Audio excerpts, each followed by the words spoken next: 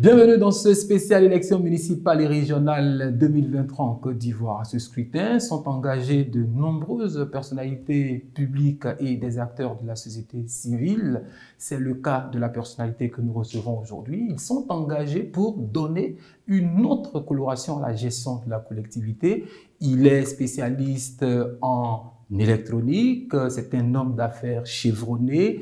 Il a aujourd'hui une entreprise audiovisuelle, on va dire média, qui appuie sur rue en Côte d'Ivoire et au-delà. C'est le groupe Ivoire TV Musique et Ivoire FM.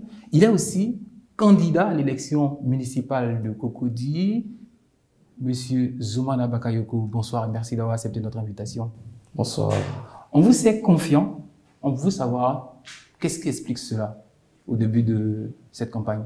Confiant par la qualité de mon équipe, confiant par l'expérience des membres de cette équipe-là. Nous avons en notre sein des présidents d'associations de jeunesse, des présidents de syndics et aussi des présidents de femmes, d'associations de femmes. Donc pour dire que sur toute l'étendue du territoire de Cocody, nous sommes représentés avec une équipe extrêmement dynamique et les gens le verront au soir du 2 septembre. Vous avez en face de vous de grosses machines, les partis politiques, il y a aussi d'autres indépendants. On a le cas de la députée PDCI qui est indépendante, qui est aussi une grosse machine, elle est députée de la commune. Est-ce que vous n'avez pas d'inquiétude ou vous gardez toujours cette sérénité? Vous vous dites que vous avez la possibilité de faire la différence.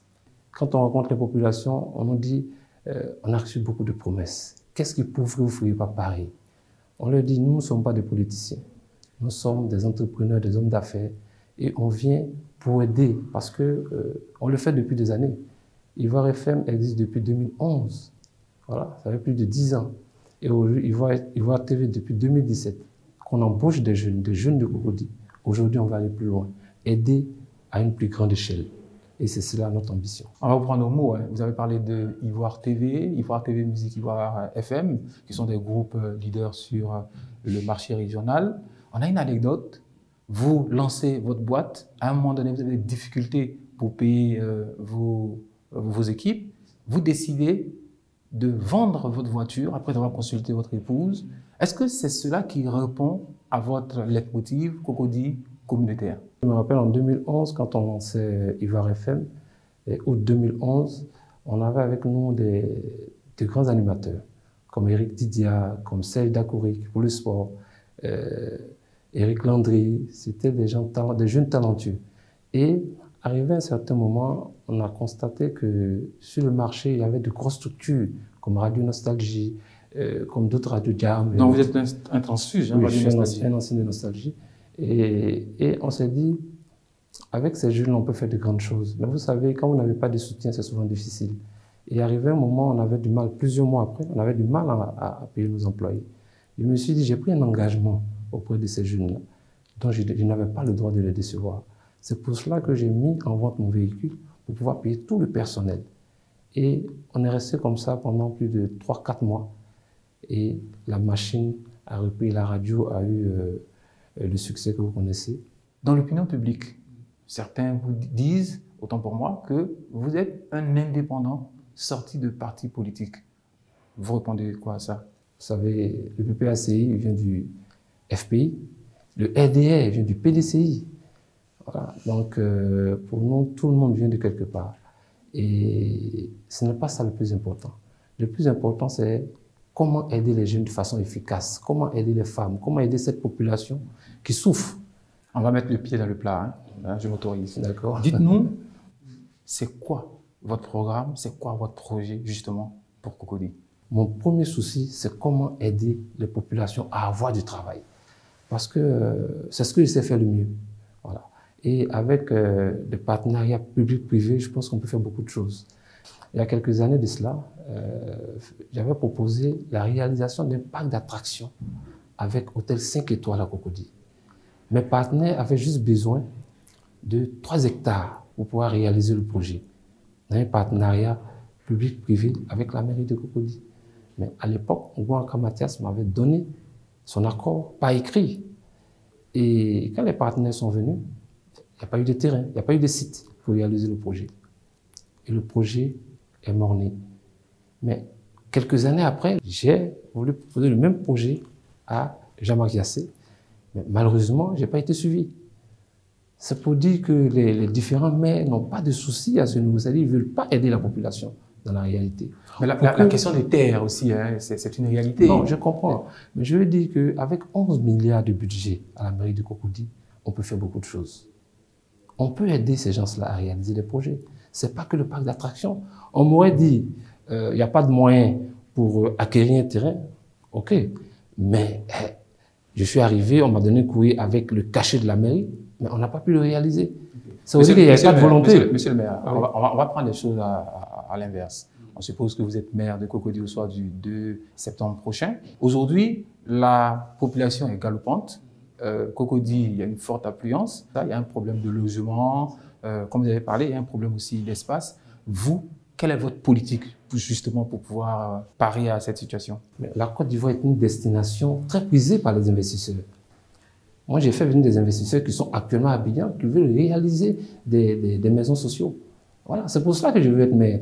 Parce que j'ai les moyens, les capacités de pouvoir réaliser des HLM pour les jeunes, pour la population en général. Mais moi, je vise plus les jeunes parce que je me dis qu'aujourd'hui, un parent qui a son fils qui a du boulot ou un parent qui a son fils qui est bien logé, c'est une épine qui est enlevée depuis de ces parents-là.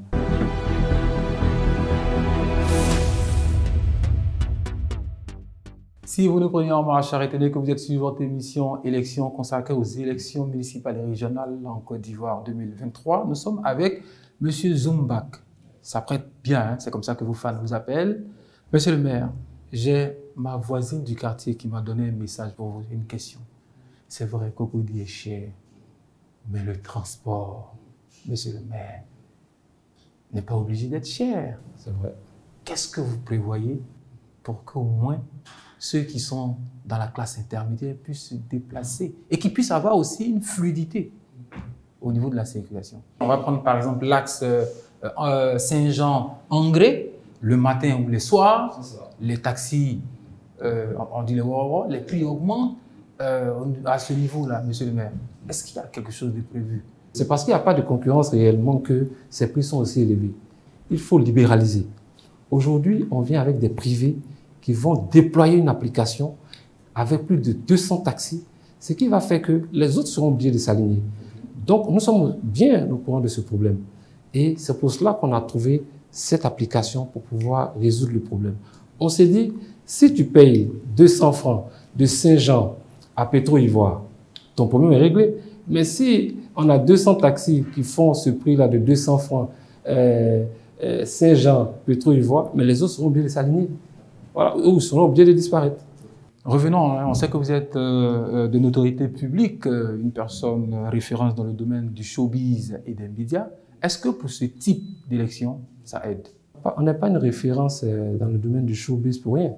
C'est dû à notre rigueur qu'on a eu cette référence-là.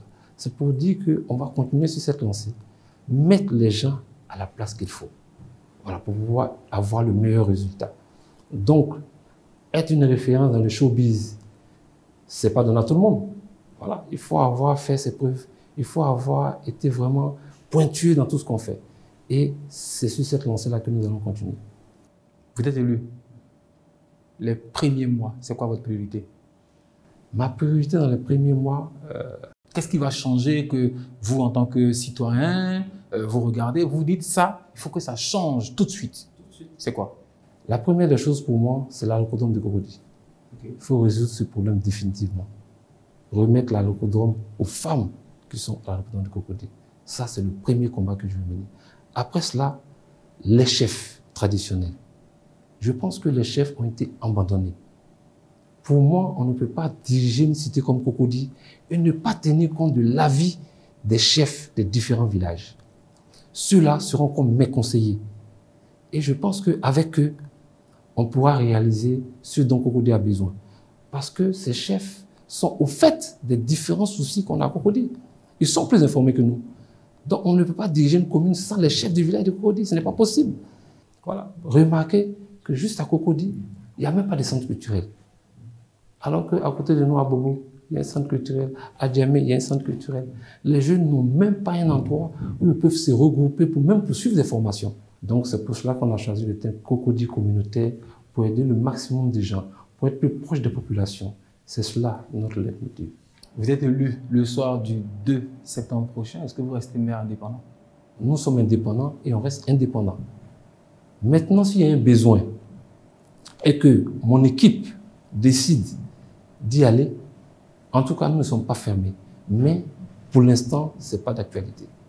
Monsieur le maire, merci de nous avoir consacré un peu de votre temps. On vous souhaite bonne chance et on se donne rendez-vous au soir du 2 septembre prochain pour fêter la victoire. Merci d'être resté avec nous jusqu'à la fin de ce programme. Comme vous avez constaté, nous avons échangé sur les grandes lignes du programme de Zoumana Bakayoko, Zumbac si vous préférez. On se donne rendez-vous dans le prochain numéro avec un spécialiste des élections ou pourquoi pas un candidat. Ce sera dans une autre commune aussi, il faut l'envisager.